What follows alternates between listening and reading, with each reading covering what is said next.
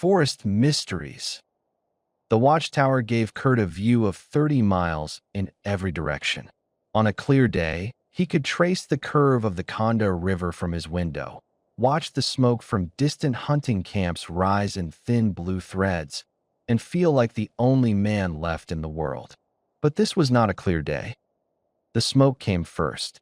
Not the thin, vertical columns of a campfire, but a low, rolling cloud that hugged the treetops and turned the afternoon sun into a copper coin. Kurt had smelled forest fires before. He had fought them, studied them, learned to read their moods like a doctor reading a fever chart. This one was different. He stood on the wooden platform of the tower, his hands gripping the railing so hard his knuckles had gone white. The wind was wrong. It should have been pushing the smoke east, toward the marshlands where the fire would die. Instead, the smoke moved north, straight toward him, and the wind kept shifting, as if the fire was breathing. "Come on," he muttered. "Come on, turn." The radio in his cabin crackled with voices he could barely understand. Other rangers, scattered across 200 miles of taiga, calling out coordinates and wind speeds. He had heard the words "crown fire" 3 times in the last hour. That was the term that lived in every forest ranger's nightmares. A crown fire didn't crawl along the ground. It raced through the treetops, jumping from spruce to spruce, moving faster than a man could run. Kurt climbed down the tower ladder with the practiced ease of 20 years. His knees ached. They always ached in autumn. He was 47 years old, too old for this work, his ex-wife had told him. Too old to spend half the year in a wooden tower with no company but the wind and the flies. She had been right about many things, but not about this. This was the only life he had ever wanted. The cabin was small, one room with a cast-iron stove and a bed that smelled of pine needles. He grabbed his pack without thinking. Water, knife, lighter, compass, dry socks. His hands moved with muscle memory while his eyes stayed on the window, watching the smoke turn from gray to orange. Then he heard it, a sound like a freight train, but deeper, lower, a rumble that vibrated through the floorboards and into his bones. The fire was coming. He stepped outside and saw the treeline erupt. It was not a wall of flame. It was an explosion, a sudden blooming of fire that turned 100 spruce trees into torches in the space of a breath. The heat hit him a second later, a wave that dried his eyes and made his throat seize up. He ran. There was no plan, no strategy. The gravel road that led to the main highway was 3 miles away, but the fire was already there, cutting him off from the south. The river was half a mile to the east, but the wind was pushing the fire in that direction, too. Kurt ran north, toward the old bog, the one place the fire might not follow. The taiga blurred around him. He jumped over fallen logs, ducked under low branches, felt his boots slipping on moss and pine needles. His lungs burned. His legs burned. Everything burned. The air was thick with ash now, and each breath tasted like the inside of a cold fireplace. He thought of his ex-wife. Not the arguments, not the silences that had stretched into weeks, but the last morning they had spent together. She had stood in the kitchen of their apartment in Tumen, her back to him, washing a cup. She had said, "You love the forest more than you ever loved me." He had not answered. He had no answer then, and he had no answer now, running through the burning woods with the truth of her words following him like a second fire. The ground changed beneath his feet. Softer, wetter. The pines gave way to larch, and then to scrub birch, their trunks thin and twisted. He knew this land. He had mapped it, walked it, recorded the water levels in his journal every spring. The bog was ahead, maybe 200 meters. If he could reach it, if he could find solid ground, he might survive. He broke through a stand of dead birch and stopped. The bog stretched out before him, a vast expanse of yellow grass and dark water, dotted with hummocks and sedge tussocks that looked like green islands in a sea of mud. It was beautiful in the way that dangerous things are beautiful. Kurt knew its reputation. The old men in the villages called it the green grave. They told stories of horses that had walked onto it and never come out, of men who had stepped off the trail by mistake and been pulled under before they could scream. Behind him, the fire roared. He could feel its heat on his back now, a physical pressure that made his ears pop. The smoke was so thick he could barely see the far shore of the bog, half a mile away. He had no choice. He stepped onto the first hummock and felt it sink beneath his weight. The second step was worse. His boot went through the crust of grass and sank into black water. He tried to pull it out, but the mud held it like a hand closing around his ankle. He twisted, lost his balance, and plunged forward. The cold hit him first. It was a shock, a violent slap that knocked the air from his lungs. Then the mud closed around his waist, his chest, his arms. He tried to push himself up, but there was nothing solid beneath him. The more he moved, the deeper he sank. He was up to his chest when the panic came. It was not a thought. It was a thing that lived in his spine, in his gut, a blind animal terror that made him thrash and claw at the mud. He screamed, and the sound was swallowed by the roar of the fire. His hand touched something solid. A root, maybe, or a submerged log. He grabbed it and pulled, but the mud held him. He was stuck, chest deep in the green grave, with the fire closing in on all sides. Then he saw the wolf. It emerged from the smoke like a ghost. Gray fur, black muzzle, yellow eyes that held no fear. It was running low to the ground, its body stretched out, muscles working beneath the skin. The fire had singed its fur on one side, and Kurt could see a dark wound on its flank where a burning branch had struck it. But it did not stop. It did not look at him. It ran straight into the bog. Kurt watched it move. The wolf did not wade or swim. It jumped, landing on a hummock that looked no different from the one Kurt had stepped on. The ground held. The wolf jumped again, landing on a tussock of sedge, then another hummock, moving through the bog with a rhythm that seemed impossible. Jump, land, jump, land. It knew the path. The fire was above him now. He could see the flames leaping through the trees at the bog's edge, reaching toward the sky. The heat was unbearable. His skin felt like it was blistering. The mud around his chest was beginning to steam. The wolf stopped.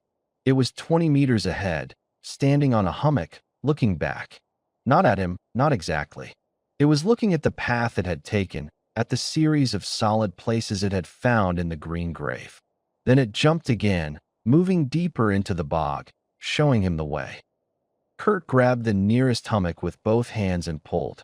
His chest came free with a sound like a boot coming out of thick mud. He pulled again, got his arms onto the grass, and dragged his body up. The hummock sank under his weight, but held. He jumped. It was not a thought. It was a reflex, a thing his body did before his mind could stop it. He landed on the next hummock, lost his balance, windmilled his arms, and stayed upright. The wolf was ahead of him, waiting. Jump, land, sway, breathe. The fire roared overhead. He could feel it passing, a wave of heat that dried the mud on his clothes and turned the air to a furnace. He jumped again, and the ground beneath him was solid. Again, again. The wolf was on the far shore now, standing in the shadow of unburned pines. Its flanks were heaving, and the wound on its side was bleeding again. But it stood. Kurt made the last jump and felt solid earth beneath his feet. He collapsed onto the moss, his chest heaving, his lungs sucking in air that tasted of peat and water instead of ash. Behind him, the fire had reached the bog's edge. He watched it leap at the wet ground, find nothing to burn, and begin to die. The flames sank, one by one, until all that was left was smoke and the smell of wet earth. He lay on his back, staring at the sky, which was beginning to show patches of blue through the smoke. He was alive. He was wet, covered in black mud, shivering with cold, but alive. After a long time, he turned his head. The wolf was still there, standing at the edge of the trees. It watched him for a moment. then turned and limped into the forest. It did not look back. Kurt watched it disappear into the dark between the pines. Then he closed his eyes and let the silence settle over him. The fire was gone. The wolf was gone. He was alone. He woke to cold. It was the kind of cold that lived in bones, that turned fingers into stiff hooks and made every breath a visible cloud in the gray morning light. Kurt lay on his side for a long time before he remembered where he was. His body was a map of pain. His chest ached where he had clawed at the mud. His legs were numb from the knees down. When he tried to move his right foot, nothing happened. The bog lay behind him, flat and gray under the dawn sky. The fire was gone. What remained was a wasteland of blackened tree trunks and ash that drifted across the water like dark snow. The smoke had thinned overnight, and he could see for miles in every direction. There was nothing to see. The world had been reduced to charcoal and silence. He sat up slowly, waiting for the dizziness to pass. His clothes were stiff with dried mud. His jacket, his good wool jacket that had cost him half a month's salary 5 years ago, was torn at the shoulder. He did not remember tearing it. He did not remember much after collapsing on the moss. There had been darkness, then shivering, then nothing. His pack was still on his back. He had no memory of keeping it through the bog, but there it was, the straps cutting into his shoulders. He shrugged it off and opened it with fingers that did not want to bend. Water flask. Empty. He must have drunk it sometime during the night. Knife. Still in its sheath. A lighter, the cheap plastic kind he kept for luck. A pair of wool socks in a waxed paper bag. No food. His compass was gone. He remembered now. He had left it in the cabin, on the table beside his journal. He had been in too much of a hurry. He sat on the moss and inventoried his situation the way he had been trained to do, the way he had taught younger rangers to do before they went into the deep woods. Water was the first problem. He could drink from the bog, but the water was stagnant and full of whatever had been left behind by the fire. His stomach would not handle it well. Food was the second problem. He had not eaten since the morning before. His body was already starting to feel hollow, a strange lightness behind his ribs. Shelter was the third. He had nothing but the clothes on his back, and those clothes were wet and caked with mud that would not keep the cold out. The fourth problem was the wolf. He had not imagined it. He knew that now, sitting in the gray light with his hands shaking from cold and hunger. The tracks were there, pressed into the moss at the edge of the trees. Paw prints, each one the size of his palm, leading north into the unburned forest. The animal had stood here, maybe for a long time, watching him sleep. Kurt had spent 20 years tracking wolves, studying them, tranquilizing the ones that came too close to villages. He knew their habits, their territories, the way they moved through the taiga like ghosts that left only the faintest traces. He knew that a lone wolf was a dangerous thing. A wolf without a pack was unpredictable, and a wolf that had been burned by fire was a wounded animal that would see a man as either food or a threat. There was no third option. He stood up. His legs held. He walked to the edge of the trees and looked at the tracks. The wolf had been standing here, facing south, toward him. It had not come closer. It had not circled. It had simply watched. Kurt pulled his knife from its sheath and held it in his hand.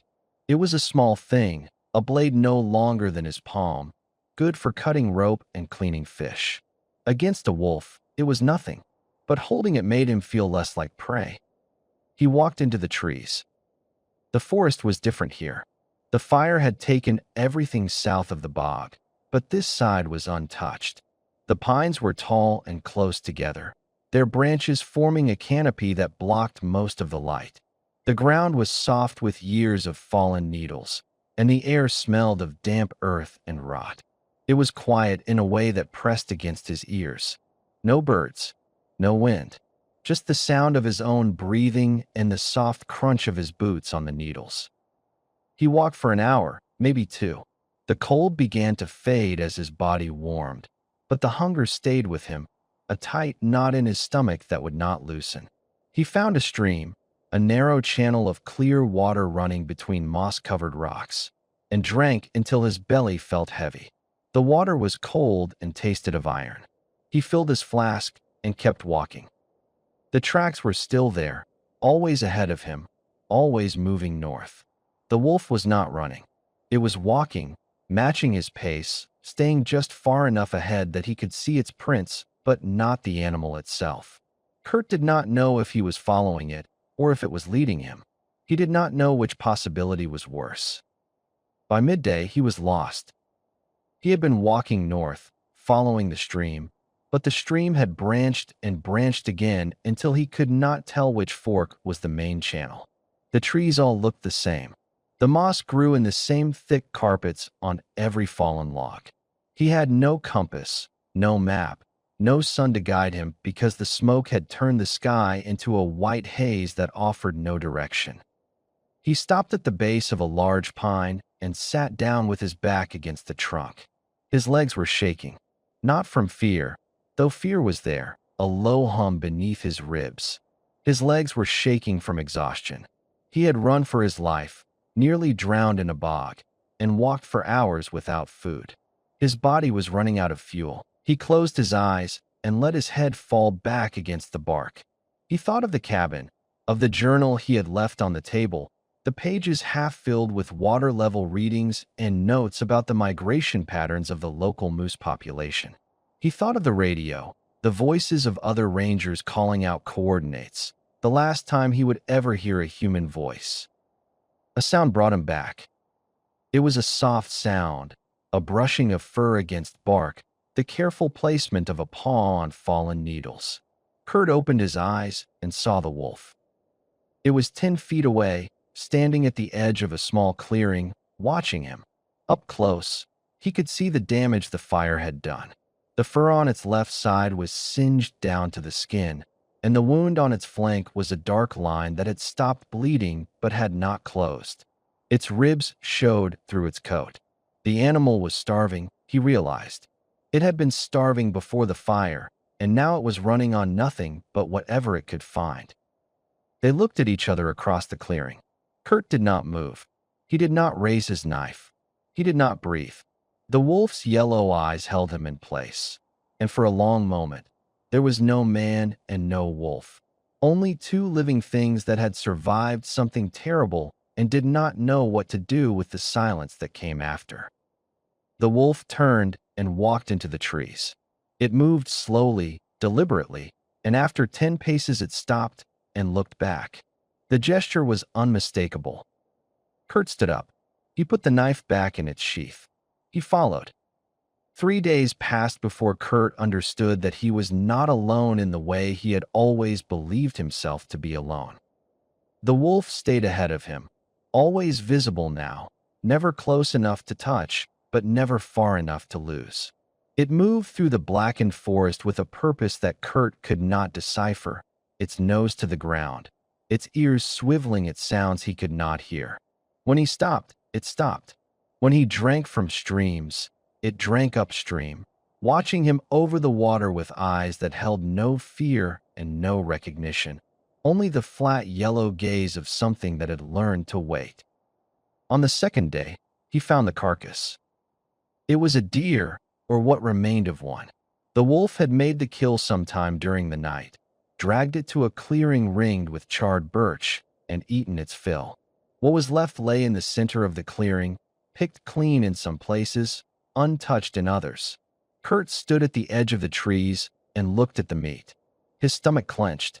He had not eaten in 3 days, and the hollow feeling behind his ribs had become a constant presence, a dull ache that colored everything he saw.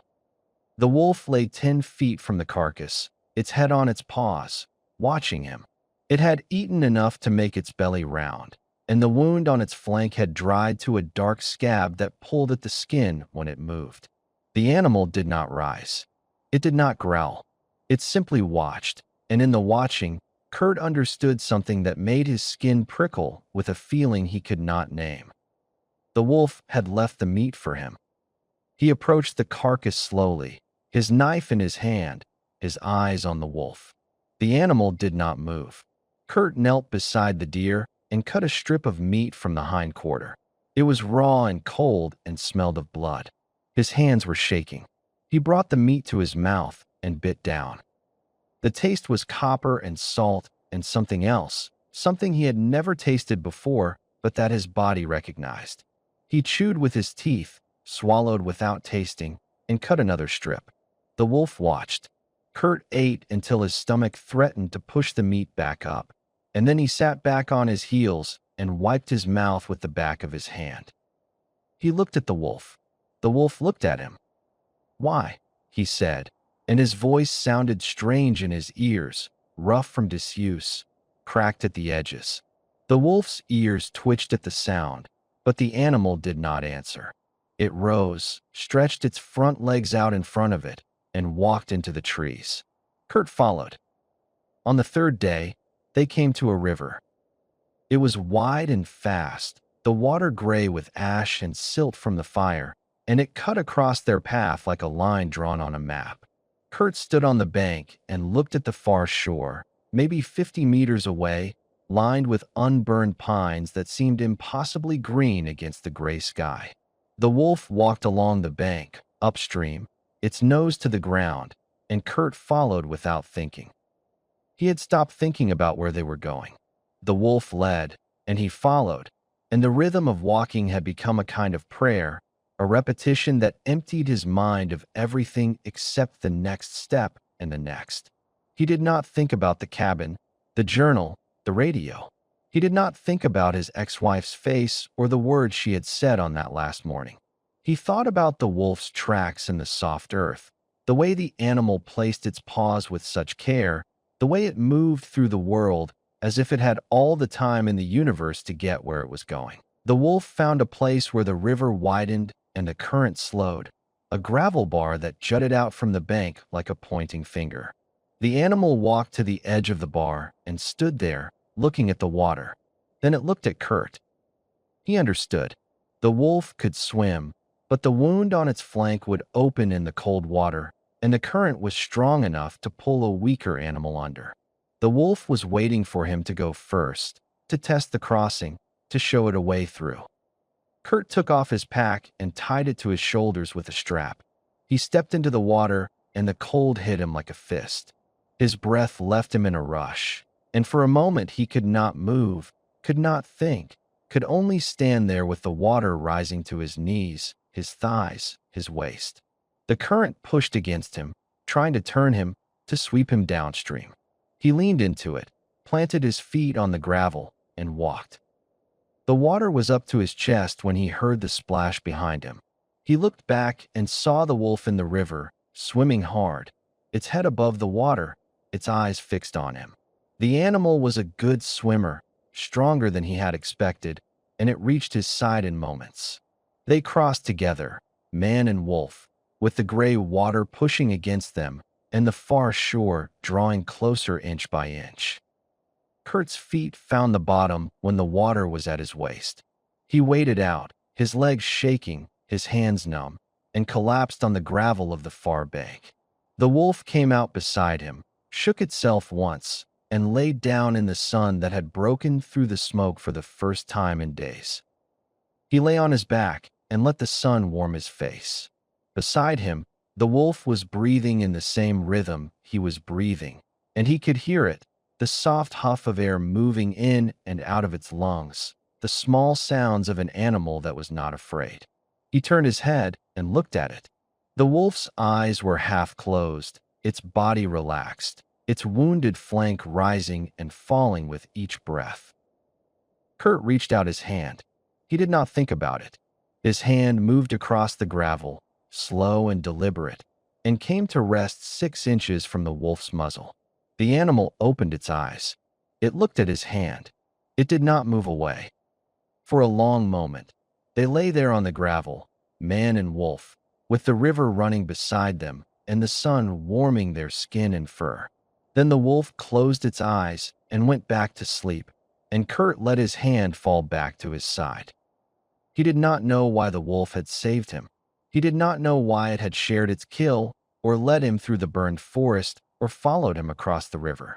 He did not know if the animal was his guide or his jailer, his savior or his hunter.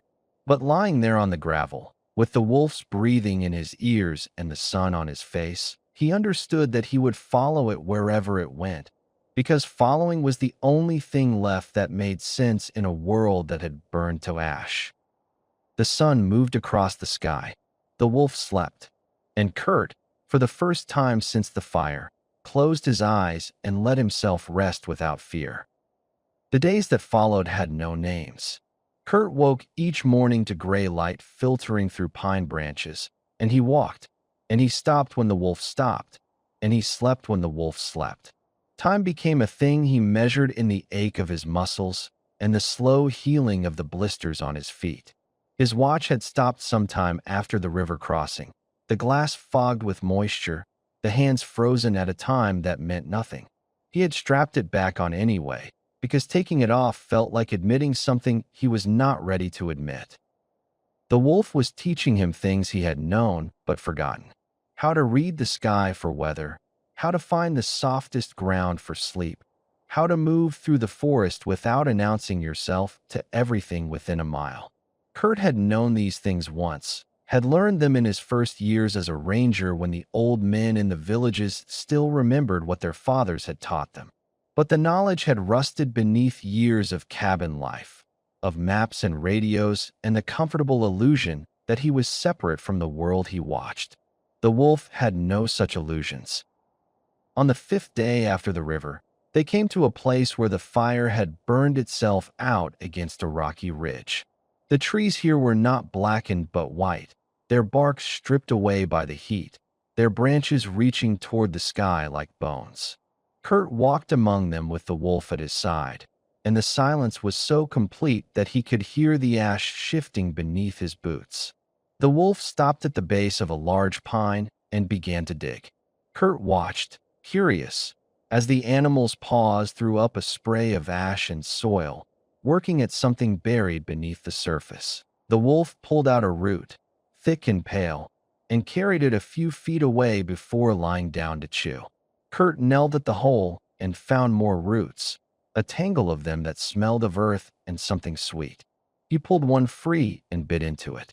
The taste was bitter at first, then sweet, and his stomach clenched with hunger that had become a permanent part of him.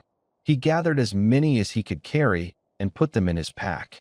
The wolf watched him with half-closed eyes, its jaws working on its own root, and Kurt understood that the animal had brought him here for this, had remembered this place from some other time, some other fire, some other season when the world had burned and the roots had waited beneath the ash.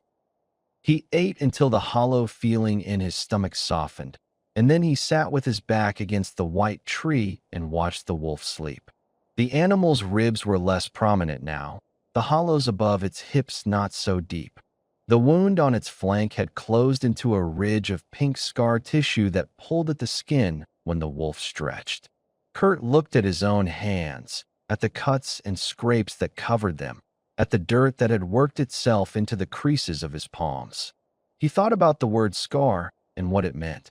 A scar was a thing that had healed but not forgotten. A scar was a map of what had tried to kill you. He closed his eyes and slept. When he woke, the wolf was standing at the edge of the clearing, its body rigid, its ears pointing south. Kurt sat up slowly, reaching for his knife, but the wolf did not move. It stood like a statue, its nose working, its eyes fixed on something Kurt could not see. After a long moment, the animal relaxed and walked back to where Kurt sat. It lay down beside him, its head on its paws, and closed its eyes. Kurt did not know what the wolf had heard or smelled, but he knew it had decided not to run. That was enough. They walked for 2 more days through country Kurt did not recognize. The fire had changed everything. Streams he might have known were choked with ash. Ridges he might have climbed had become slopes of loose soil and burned roots. He followed the wolf without question, and the wolf led him through terrain that would have taken him hours to navigate alone. They moved together now, not as hunter and hunted, not as guide and follower, but as something Kurt did not have words for. He thought about the old stories, the ones the Evenki hunters told around their fires, about men who had walked with wolves and become something other than men. He had always thought those stories were just stories. On the morning of the 8th day, they came to a stream that ran clear and cold between banks of green moss. Kurt knelt to drink, and when he raised his head, he saw his reflection in the water. The face that looked back at him was not his face. It was thinner, the cheekbones sharp beneath the skin, the beard thick and matted with dirt. The eyes were what stopped him. They were darker than he remembered, and they held something he had never seen in himself before, a stillness, a patience, a way of looking at the world that did not ask for anything. He stared at the face in the water, and for a moment he did not recognize it. The wolf came to the stream and drank beside him, and Kurt saw their reflections together, man and wolf, two animals at a water hole. They looked like they belonged to each other. He reached out and touched the wolf's shoulder. The fur was coarse beneath his fingers, matted in places, soft in others. The wolf did not pull away. It finished drinking and stood beside him, and Kurt's hand stayed on its shoulder for a long moment before he let it fall. He did not know why he had touched the animal. He did not know why it had let him. But something had shifted between them, something that did not need words or explanations. They walked on, following the stream north, and by midday they had left the burned land behind. The forest here was untouched, the pines so tall they seemed to hold up the sky, the ground thick with ferns and blueberries that had gone soft with the first frosts. Kurt ate the berries by the handful, letting the sweetness coat his tongue, and the wolf walked ahead of him, its nose to the ground, following a scent Kurt could not smell. The sun was low in the sky when the wolf stopped at the edge of a clearing. Kurt came up beside it and saw what the animal had found. It was a cabin, or what remained of one. The roof had collapsed, and the walls were black with old fire. Not the fire that had chased them, but some older fire, years ago maybe, that had gutted the structure and left only the stone chimney standing. Kurt walked toward it, and the wolf followed. The cabin was empty. The floor was gone. The windows were gone. The door was a frame of charred wood that led nowhere. But the chimney stood, and beside it, half buried in ash and fallen pine needles, Kurt saw something that made his breath catch. A metal box, rusted but intact, the kind of box that rangers used to store supplies at remote stations. He knelt beside it and worked the latch with fingers that had forgotten how to be gentle. The lid opened with a groan, and inside, wrapped in oilcloth that had cracked with age, were the things he needed most. A steel fire starter, a fishing kit with hooks and line, a map of the region, the ink faded but readable, and a tin of matches, dry and untouched. He sat in the shadow of the chimney and looked at the map. The cabin was marked, a small square in a blank space between rivers. He found the Kondo River to the south, the burned land he had crossed, the long curve of the valley he had followed with the wolf. He found the road, the one that led to the highway, the one that would take him back to the world of men. It was 70 kilometers north. 5 days of walking, maybe 6, if his legs held. He looked at the wolf. The animal was sitting at the edge of the clearing, watching him with yellow eyes that gave nothing away. Kurt folded the map and put it in his pack. He struck the fire starter against the stone chimney until sparks caught in a handful of dry pine needles, and he built a fire in the ruined hearth, and he sat beside it with the wolf at his feet, and he did not think about the road. They stayed at the ruined cabin for 3 days. Kurt fished in the stream with the hooks he had found, catching grayling that he cleaned with his knife and cooked over the fire he rebuilt in the hearth. The wolf ate the heads and the entrails, and for the first time since the fire, Kurt slept through the night without waking to the sound of his own heart pounding. The cabin gave him something he had not known he needed: walls, even broken ones, a roof that still held off the rain, a place where he could sit and watch the fire without watching the darkness beyond. On the 4th morning, the wolf was gone. Kurt woke to an empty clearing. The ashes of the fire were cold, and the space where the wolf had slept was pressed flat, but held no warmth. He stood in the doorway of the cabin and called out, a sound that was not quite a word, something between a whistle and a hiss that the wolf had learned to recognize. Nothing answered. The forest was quiet, the way it was quiet when something had moved through it recently and everything else was waiting to see what happened next. He found the wolf at the stream. The animal was standing in the shallows, its body rigid, its ears pointing south toward the burned land they had left behind. Kurt followed its gaze and saw nothing but the gray line of the horizon and the blackened skeletons of trees. But the wolf had seen something, or smelled something, or heard something that Kurt's human senses could not reach. The animal turned and walked back to the cabin, and Kurt followed, and for the rest of the day the wolf stayed close to the ruined walls, its head up, its body tense. Kurt did not sleep that night. He sat with his back to the stone chimney and watched the darkness, his knife in his hand, his eyes moving from the tree-line to the wolf and back again. The animal lay beside him, not sleeping either, its breathing shallow and fast. Something was coming. He did not know what, but he trusted the wolf's fear more than he trusted his own hope. The tracks appeared at dawn. Kurt found them at the edge of the clearing, pressed into the soft earth where the moss had been worn away by his own feet.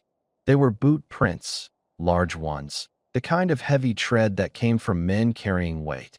3 pairs, maybe 4, spaced out in a line that led from the burned land into the untouched forest.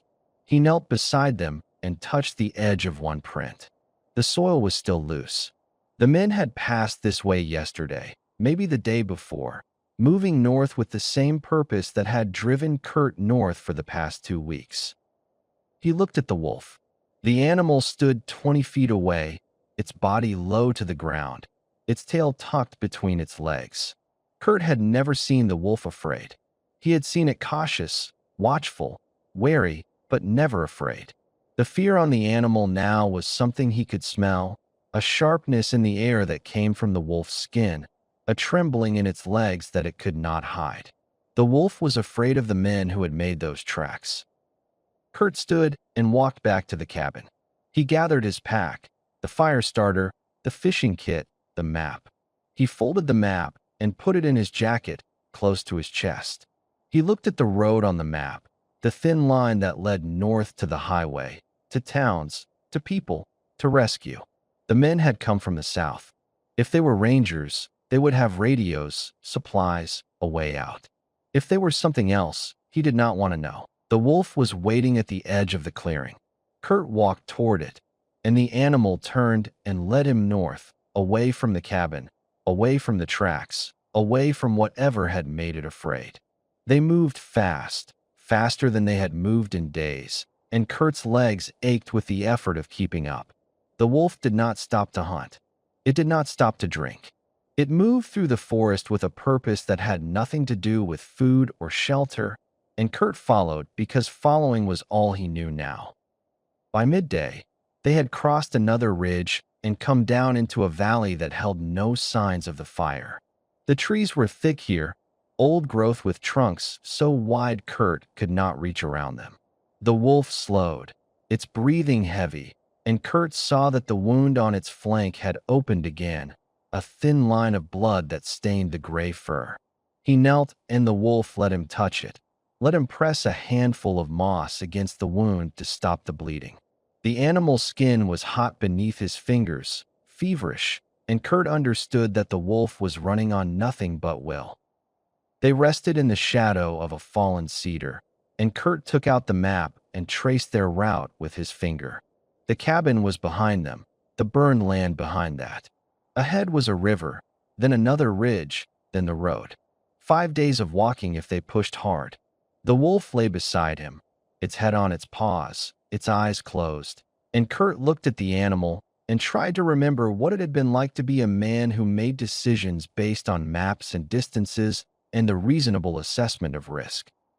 He heard them before he saw them. Voices carried on the wind from somewhere behind them. The sound of men talking in the way men talked when they were not trying to be quiet. Kurt's hand went to his knife, and the wolf's eyes opened, and for a moment they were both frozen, listening. The voices grew louder, closer, and Kurt heard the crack of a branch breaking under a heavy boot.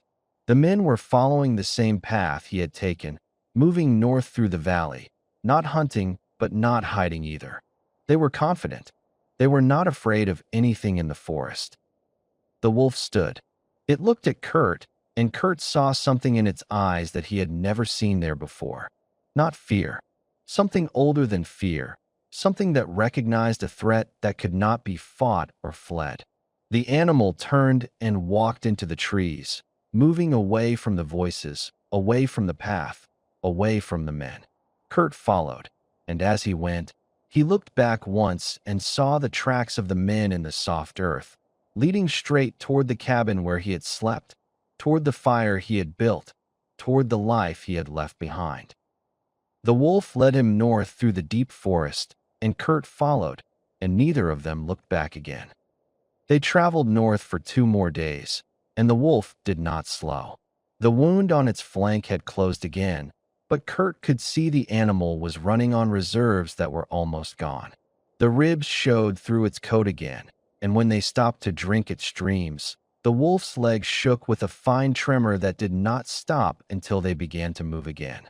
Kurt walked behind it, his own legs heavy, his stomach empty, his mind fixed on the map that lived in his jacket and the thin line of road that waited somewhere ahead.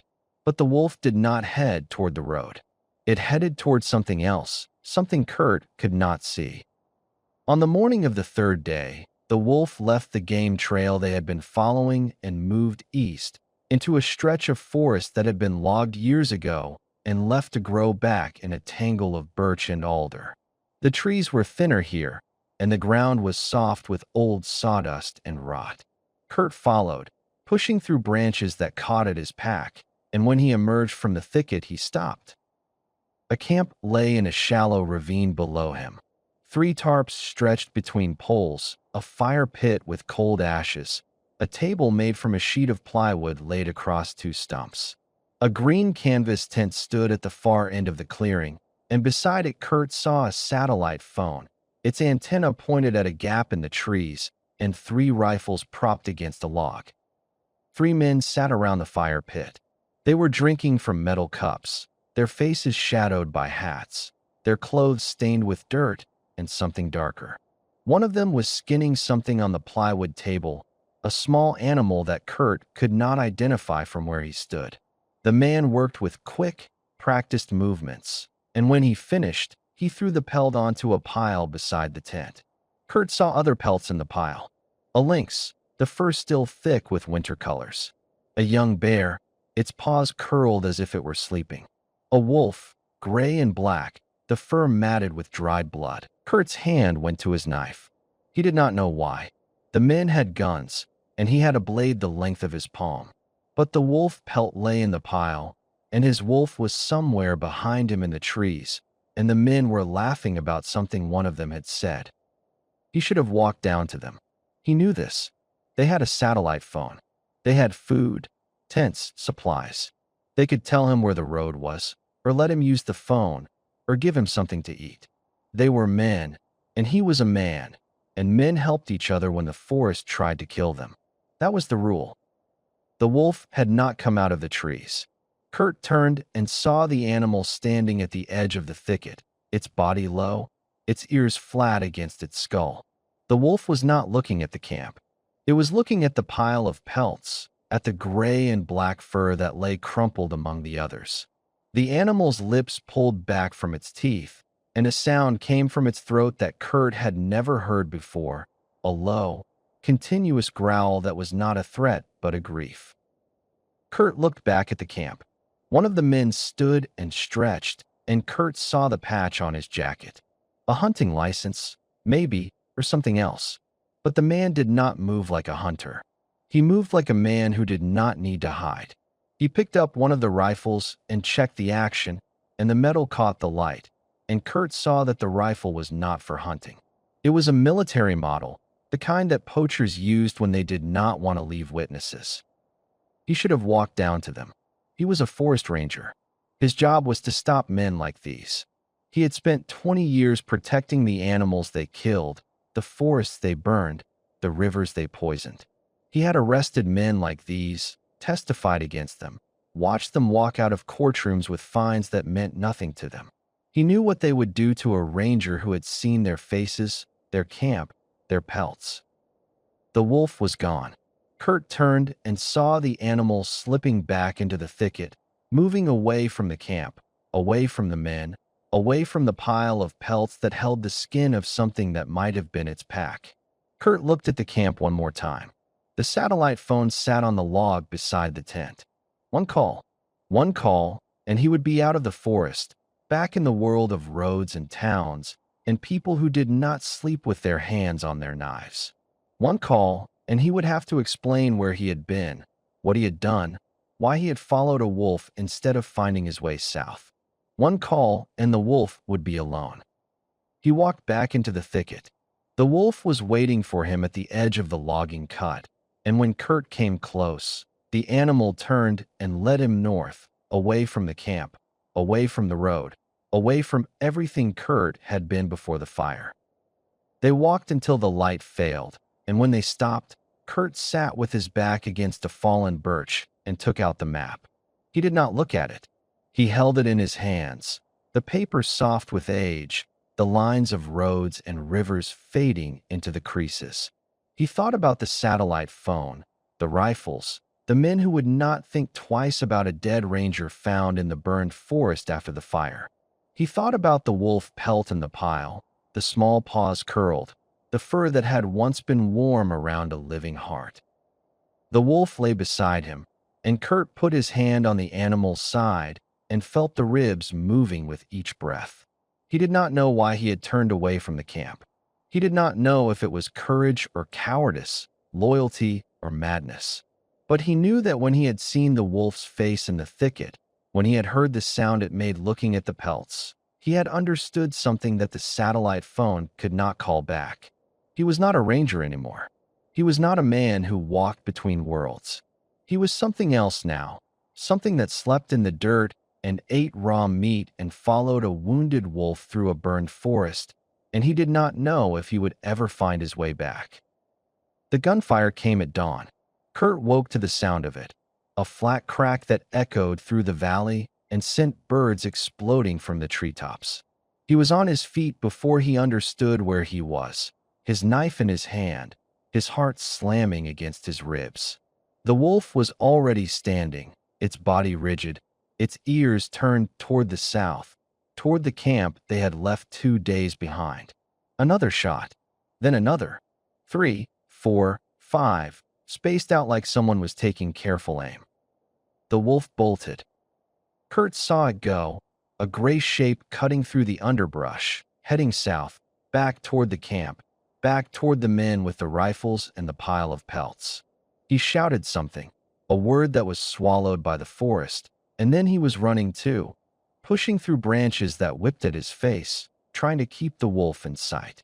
But the animal was faster, and within seconds it had vanished into the trees, and Kurt was alone. He ran until his legs gave out, and then he walked, and then he ran again, and the gunfire continued in the distance, sometimes close enough to make him flinch, sometimes so far away it sounded like branches snapping. He lost track of time. The sun climbed and began to fall, and the shots became fewer, and then there were no more shots, only the silence that came after, a silence that pressed against his ears and would not let go. He found a place where a cedar had fallen across a stream, and he sat on the trunk with his feet in the water and waited. The wolf did not come. The night came instead, cold and dark, and Kurt sat on the cedar and listened to the water moving beneath him and tried not to think about what the gunfire meant. He tried not to think about the wolf pelt in the pile, the gray and black fur, the small paws curled. He tried not to think about the sound the wolf had made when it saw what the men had done. Dawn came gray and wet, and Kurt was still sitting on the cedar. He had not slept. He had not moved. He had watched the light fade and the darkness come and the light return, and the wolf had not come back. He stood and his legs almost gave way. His mouth was dry, and his hands were shaking, and there was a hollow place in his chest that had nothing to do with hunger. He walked south. He did not decide to walk south. His legs took him there, following the path they had made coming north, the broken branches and the prints in the soft earth. He walked for hours, and the forest did not change, and the silence did not break, and the wolf did not appear. By midday, he had come back to the ridge above the poacher's camp. He lay on his stomach and looked down into the ravine. The camp was empty. The tarps were gone. The tent was gone. The plywood table was gone. The fire pit was cold, and the pile of pelts was gone. But there was something else, something that had not been there before. A patch of ground near the fire pit had been turned over, the soil dark and wet, and beside it, caught on a branch of alder, was a piece of gray fur. Kurt slid down the slope, not caring if anyone saw him, not caring about anything except the fur. He reached the branch and pulled it free. It was a tuft, maybe 2 inches long, gray at the base and black at the tip, and when he held it close he could smell the wolf on it, the sharp, wild smell that had been beside him every night for weeks. He knelt at the turned earth and dug with his hands, and the soil was loose, and beneath it he found nothing but more soil, and he did not know if that was relief or terror. He stayed in the empty camp until the light began to fade. He found nothing else. The men had packed quickly, leaving behind a tin of beans and a half-empty bottle of vodka, things too heavy to carry or too cheap to care about. Kurt ate the beans with his fingers and drank water from the stream and sat with his back against a stump and watched the darkness come. On the second day, he walked north again. He did not know where else to go. The map was in his jacket, and the road was somewhere ahead, but he could not make himself look at it. He walked, and the forest was empty, and the wolf was not there. He talked to himself, not because he wanted to, but because the silence was too heavy to carry alone. He said things he had never told anyone. He told the trees about his father, who had died in a hospital in Tumen with Kurt 600 kilometers away. He told the stream about his ex-wife, about the way she had stood in the kitchen with her back to him, about the words he had never been able to say. He told the sky about the cabin, about the years he had spent alone, about the lie he had told himself that solitude was the same as peace. On the third morning, he woke to find a hare at his feet. It was dead, its neck broken, its body still warm.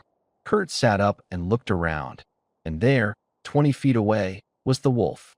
The animal was lying on its side, its chest heaving, and when Kurt crawled toward it, he saw the dark line of blood on its hind leg, a furrow cut by something that had passed close and fast. A bullet graze. The wolf had been shot. Kurt knelt beside the animal, and for the first time, he reached out and put his hand on its side.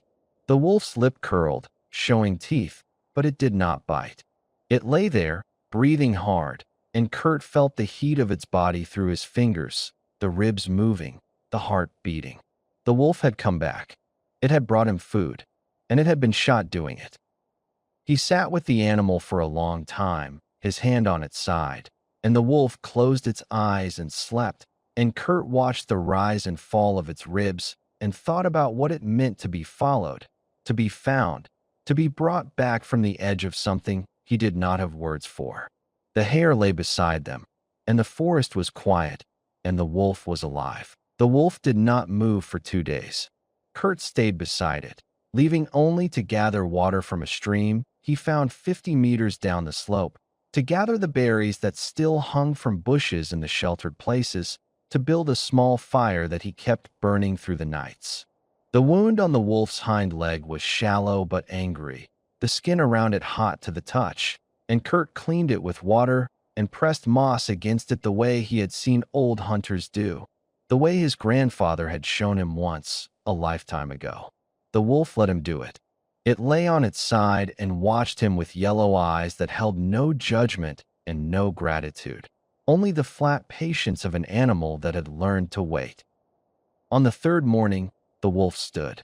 Kurt was at the stream, filling his flask, and when he turned, the animal was there, standing at the edge of the clearing, testing its weight on the wounded leg. The leg held. The wolf took a step, then another, and by the time Kurt had walked back to the fire, the animal was moving freely, the stiffness in its gait giving way to something that looked almost normal. Kurt knelt beside it and looked at the wound. The redness had faded, and the skin was closing, drawing together in a line that would become another scar, another map of something that had tried to kill it. He cooked the hare over the fire, the last of it, and he gave half to the wolf and ate half himself, and when they were done, he packed his things and stood and looked north. The map was in his hand, open to the place where the river cut across their path, a blue line that ran from east to west and did not bend. Beyond the river was the road. Beyond the road was everything he had left behind. The wolf walked ahead of him, and Kurt followed, and they moved north through country that had not seen fire in generations. The pines here were old, their trunks thick with bark that flaked away in sheets, their branches so high above that Kurt could not see where they ended. The ground was soft with needles, and the air smelled of resin and damp earth, and for the first time in weeks, Kurt felt something that might have been peace. He walked, and the wolf walked, and the forest closed around them, and the world that had burned to ash seemed like a dream that belonged to someone else. They reached the river on the fourth day. It was wide, wider than the one they had crossed before, and the water was high with autumn rains that had come while Kurt was walking through the burned land. The current was fast, and the water was brown with silt, and Kurt stood on the bank and looked at the far shore and knew that he could not make the crossing alone. The wolf walked along the bank, upstream, its nose to the ground, and Kurt followed, and after an hour they came to a place where the river widened and slowed, where gravel bars rose from the water like stepping stones, and the far shore was close enough to see the individual trees. Kurt took off his pack and tied it to his shoulders. He stepped into the water, and the cold was the same cold that had taken his breath before, the same cold that lived in the bones of this land and did not care what it touched.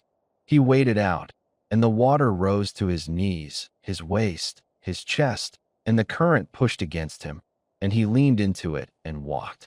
The wolf came behind him, swimming when the water was too deep to walk, and when Kurt's feet found the bottom on the far side, he turned and watched the animal pull itself onto the gravel, shaking water from its coat, the wound on its leg dark against the wet fur. They lay on the gravel for a long time, letting the sun dry them, and when Kurt sat up, he saw the tracks. They were fresh, made sometime in the night, the edges of the prints still sharp where the water had not yet washed them away. Boot prints, 3 sets, leading north from the river, following the same path that Kurt and the wolf had been following for days. The poachers had crossed here. They were ahead now, not behind, and they were moving north toward the road. Kurt looked at the map. The road was 2 days away, maybe 3, and the poachers were on the same path, and they had rifles, and they had already shot the wolf once. He folded the map and put it in his jacket, and he stood, and the wolf stood beside him, and they walked north into the forest with the tracks of the men ahead of them and the river behind them. They found the poachers' camp that evening. It was small, a single tent pitched in a clearing, a fire that was still smoking, and Kurt saw the men before they saw him. 3 of them, sitting around the fire, drinking from a bottle, their rifles propped against a tree. One of them was cleaning a knife, and another was talking in a low voice, and the third was looking at the trees, scanning the darkness, and Kurt knew that the man was looking for something, that the men had been hunting something since they left the first camp, and that something was the wolf. He lay in the ferns at the edge of the clearing, the wolf beside him, and he watched the men. The satellite phone was there, on a log beside the tent, and Kurt looked at it and thought about walking into the clearing, about picking up the phone, about calling for help. The men would see him. They would ask questions. They would see the wolf. The wolf's body was rigid beside him, and Kurt put his hand on the animal's back and felt the tension there, the readiness to run or fight. He looked at the men again, at the rifles, at the pelts that were not in the camp because the pelts were already on their way to somewhere else, to a buyer who would not ask where they came from. He thought about the wolf pelt in the first camp, the gray and black fur, the small paws curled. He thought about the sound the wolf had made when it saw what the men had done. He took his hand off the wolf's back, and he lay in the ferns, and he waited. The men drank and talked, and the fire burned down, and one by one they went into the tent. The last one, the one who had been watching the trees, stood at the edge of the fire for a long time, looking out at the darkness, and Kurt did not breathe. Then the man turned and went into the tent, and the clearing was empty, and the fire was a pile of coals that glowed in the darkness like the eyes of something that was watching. Kurt crawled backward out of the ferns, and the wolf followed, and when they were far enough away, he stood and walked into the forest, and the wolf walked beside him. And they did not stop until the light began to show in the east, and the river was far behind them, and the road was somewhere ahead. The sound came from the sky before Kurt understood what it was. A low drone, distant at first, then louder, a thrumming that vibrated through the trees and into the ground beneath his feet. He looked up and saw nothing but the canopy of pines, the gray sky beyond, but the sound grew, and the wolf stopped walking and stood with its ears flat against its skull, its body pressed close to the earth. A helicopter broke through the clouds, a dark shape against the white sky, its rotors chopping the air into pieces. Kurt watched it pass overhead, close enough to see the markings on its side, the red stripe that meant government, the numbers that meant something to someone who still belonged to the world of radios and roads and rescue. The helicopter was flying a search pattern, slow and deliberate, following the line of the river, looking for something. Looking for survivors, maybe. Looking for him. He stood in the shadow of a pine and watched the helicopter disappear behind the ridge to the east. The sound faded, and the forest was quiet again, and the wolf rose from the ground and looked at Kurt with eyes that held something Kurt had never seen there before. It was not fear. It was not hope. It was a question. Kurt pulled the map from his jacket. He had stopped looking at it days ago, had stopped measuring distances, had stopped counting the kilometers between where he was and where he had been. But now he opened it, and his finger found the river and the road, and the small square that marked the ranger station that was not his station but someone else's, someone who had a radio and a truck and a life that did not involve sleeping in the dirt and eating raw meat and following a wounded wolf through a burned forest. The helicopter was looking for him. The helicopter would take him out. The wolf was watching him. Kurt folded the map and put it back in his jacket. He looked at the wolf's hind leg, at the scar that was forming where the bullet had grazed it, at the ribs that were still too visible beneath the gray fur. The animal was thinner than it had been when they started, weaker, but it was alive, and it was standing, and it was waiting for him to decide. He walked toward the ridge, and the wolf followed, and they climbed through the pines until they reached the top, and from there Kurt could see the river below, the wide bend where it turned south, and beyond the river, the road. It was a thin line of gravel cutting through the taiga, and on the road, a truck was moving east, a cloud of dust trailing behind it. The poachers, they were leaving. They had their pelts and their rifles and their silence, and they were driving away from the forest, back to whatever town had spawned them, back to the life that had taught them to kill wolves and skin lynx and leave the bones in the dirt. The helicopter came back. It appeared from behind the ridge to the west, lower this time, close enough that Kurt could see the faces of the men inside, the windows that reflected the gray sky, the skids that hung beneath the fuselage like the legs of a bird of prey. The helicopter passed over the river, over the road, over the place where the poacher's truck had been, and then it turned and came toward the ridge, toward the place where Kurt was standing in the shadow of the pine with the wolf beside him. He could step out. He could walk into the clearing at the top of the ridge, wave his arms, let the helicopter see him. The men inside would land or lower a harness, and he would climb into the warmth of the cabin, and they would give him water and food and a blanket, and they would ask him questions, and he would answer them, and then he would be back in the world of roads and towns, and people who did not understand why a man would choose to stay. The wolf was not beside him.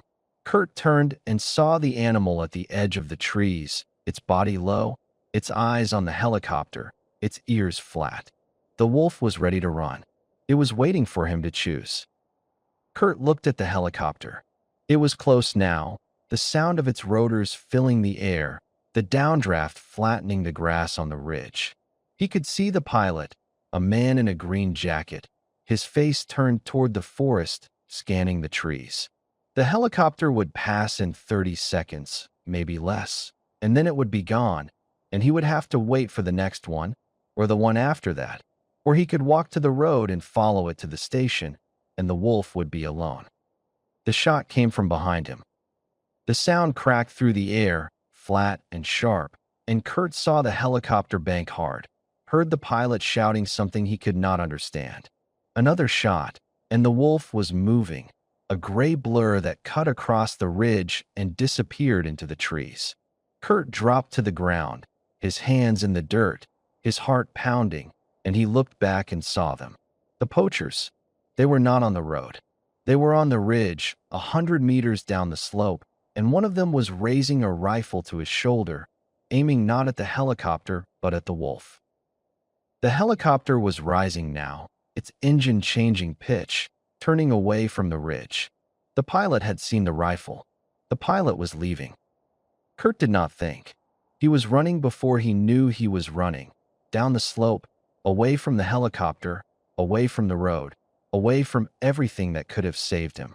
The wolf was ahead of him, moving fast despite its leg, and behind them the poacher fired again, and the bullet hit a pine tree to Kurt's left, sending a spray of bark into his face. He kept running. The wolf reached the bottom of the ridge and disappeared into a thicket of alder, and Kurt followed, pushing through branches that tore at his clothes, his face, his hands. The helicopter was gone. The sound of it faded, and then there was only the sound of his own breathing and the crashing of the poachers behind him, and the wolf ahead, leading him into the deep forest where the pines were so thick the light barely reached the ground, where the ground was soft with generations of needles, where a man could disappear and never be found. He ran until he could not run anymore, and then he walked, and the wolf stayed with him, and behind them, the sounds of the poachers grew fainter, and then they stopped, and the forest was quiet again. Kurt leaned against a pine and let his legs give way. He slid down the trunk and sat in the needles with his head in his hands, and the wolf laid down beside him, its head on its paws, its sides heaving. He had chosen. He had not known he was choosing, but he had chosen. The helicopter was gone. The road was behind him. The poachers were somewhere in the forest, and he was in the forest with them, and the wolf was beside him, and there was no way out except the way he had come, and that way was closed. He sat on the ground with the wolf beside him and waited for his heart to slow. The light was fading. The poachers would not hunt in the dark. They would wait, and he would wait, and in the morning they would come again, or they would leave, or something else would happen that he could not predict. He did not know. He did not know anything except that he was here, in the forest, with the wolf, and that he had turned away from the helicopter and run toward the trees, and that he would do it again if he had to. The poachers came at dawn. Kurt heard them before he saw them. The crack of branches, the low murmur of voices, the sound of men who had stopped trying to be quiet because they knew he was close and they knew he was alone. He had been awake for hours, sitting with his back against a pine, the wolf beside him, watching the light seep through the trees like water rising in a dark room. The wolf was on its feet now, its body tense, its eyes fixed on the slope below them. Kurt stood. His legs were stiff, his hands cold, but his mind was clear in a way it had not been clear for weeks. He knew what was coming. He had known since the helicopter turned away, since he had run into the forest instead of toward the road. The poachers had seen him. They had seen the wolf. They had seen a man who could identify them, a wolf with a pelt worth money, and they had decided that both were worth more dead than alive. The ridge behind them was steep, a wall of rock that rose out of the forest like the back of some ancient animal. Kurt had found it in the darkness, had climbed until he could climb no further, and now there was nowhere else to go. The poachers were below, spreading out through the trees, and the ridge was behind them, and the wolf was beside him, and there was no path that led anywhere but down. He knelt beside the wolf and put his hand on its shoulder. The animal's fur was rough beneath his fingers, and he could feel the heat of its body, the quick rhythm of its heart. The wolf looked at him, and Kurt saw something in its eyes that he had never seen before, not in the eyes of any animal he had ever known. It was not fear. It was not trust. It was something older, something that had been in the forest long before men came with rifles and maps and roads. It was the look of something that had decided to stay. The first shot came when Kurt was halfway down the slope. He heard the crack of the rifle, heard the bullet hit a tree somewhere to his left, and he was running, not away from the sound but toward it, down the slope, into the trees, toward the men who were hunting him. The wolf was beside him, matching his stride, and the forest blurred around them, and Kurt's hand was on his knife, the blade that was too small and too dull to be anything but a gesture, and he did not care. He saw them through the trees. 3 men, spread out in a line, their rifles raised, their faces turned toward the sound of his running. The one in the center was the one who had shot at the wolf, the one who had been watching the trees at the camp, the one whose face Kurt had seen in the firelight. The man raised his rifle, and Kurt saw the barrel swing toward him, and he did not stop. A second sound came from the sky. It was a sound Kurt had heard before, the low drone of rotors. But this was different, louder, closer, and he looked up and saw the helicopter, not the one that had turned away, but another one, green and white, with markings he recognized. Government. The air patrol. The helicopter dropped out of the clouds like a stone, its rotors beating the air into a roar, and Kurt saw the men below him look up, saw the rifles swing away from him, saw the fear on their faces that had nothing to do with wolves or forests or a man with a knife. The helicopter hovered above the clearing, and a voice came from somewhere, amplified and distorted, telling the men to drop their weapons. One of them ran. Another stood frozen, his rifle still in his hands. The third, the one in the center, looked at Kurt, and for a moment their eyes met across the clearing, and Kurt saw something there that he did not understand. Then the man dropped his rifle and put his hands in the air. Kurt stood in the trees and watched the men go down on their knees, watched the ropes drop from the helicopter, watched the men in green jackets descend and take the rifles and put the poachers on the ground with their hands behind their backs. He did not move. He could not move. His legs were shaking, and his hands were shaking, and the knife was still in his hand, and he did not know what to do with it. A young man in a green jacket came toward him, his face young, his eyes wide. He was speaking, but Kurt could not hear the words over the sound of the rotors. The young man came closer, and Kurt saw the patch on his jacket, the same patch Kurt had worn for 20 years, the emblem of the Forest Service. The young man stopped in front of him and looked at his face, at his beard, at his torn clothes, at the knife in his hand. "Kurt," the young man said. "Kurt, oh my God, we thought you were dead. We thought everyone was dead." Kurt looked at him. The young man's name came back to him after a moment, something from before, something from the cabin and the radio and the life he had left behind. Yuri, the young ranger from the station to the east. Yuri, who had come to him once to learn about the old trails, the ones that were not on any map. "We saw the helicopter go down," Yuri was saying. "We saw the shots. We came as fast as we could." He was looking past Kurt now, looking at the wolf, and his hand moved toward the pistol at his belt. "Is it dangerous? Should I?" Kurt put his hand on Yuri's arm. The young man stopped. Kurt shook his head. He did not say anything. He did not need to say anything. Yuri looked at him, looked at the wolf, looked back at Kurt, and after a moment, he took his hand away from his belt. Kurt turned. The wolf was standing at the edge of the trees, its body half turned toward the forest, its head up, its ears forward. It was not looking at the helicopter or the men or the poachers on the ground. It was looking north, toward the deep forest, toward the place where the fire had not burned and the roads did not go. The wolf stood there for a long moment, and Kurt stood and watched it, and the men behind him were shouting and the helicopter was still running, but all of that was far away, in a world that did not matter. The wolf looked at Kurt. Their eyes met across the clearing, and Kurt saw nothing in those yellow eyes that he could name. No farewell, no gratitude, no recognition. Only the flat, patient gaze of something that had been in the forest before he was born and would be there after he was gone. The wolf turned and walked into the trees.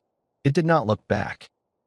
Kurt stood at the edge of the clearing and watched the forest close behind it. The gray fur faded into the shadows, and then there was nothing but the pines and the ferns and the silence that had been there all along. Yuri came and stood beside him, and Kurt felt the young man's hand on his shoulder, and he heard the young man say something about a truck, about a station, about a ride back to the world where people lived in houses and slept in beds and did not know what it meant to follow a wolf through a burned forest. He let Yuri lead him away from the trees. He walked across the clearing, past the poachers on the ground, past the men in green jackets, toward the helicopter that would take him back. He walked, and he did not look back. He knew that if he looked back, he would see nothing but the trees and the shadows beneath them, and the place where the wolf had disappeared. He knew that the wolf was gone. He knew that he was going back to a life that did not have room for wolves or bogs or fires that moved faster than a man could run. He knew that he would sit in a room and tell his story to men with notebooks, and they would write it down, and they would ask him questions he could not answer, and then they would let him go. He climbed into the helicopter and sat on the metal floor with his back against the wall. Yuri gave him water, and Kurt drank it, and the helicopter lifted off the ground, and the forest fell away beneath them. He looked out the window and saw the ridge, the clearing, the river, the long line of burned trees that stretched to the horizon. Somewhere down there, the wolf was walking north, toward the deep forest, toward the place where the fire had not reached, toward a life that had nothing to do with him. The helicopter turned south, and Kurt watched the forest until it was only a dark line on the horizon, and then he closed his eyes. He did not know if he would ever see the wolf again. He did not know if the wolf would live through the winter, if it would find a pack, if it would die alone in the snow with its head on its paws. He did not know what he would do when he got back to the world of roads and houses and people who asked questions. But he knew that somewhere in the forest, on a ridge above a river, a wolf was walking north, and that a part of him was walking with it, and that it would always be walking, long after the scars had healed and the fire had been forgotten and the story had been told for the last time.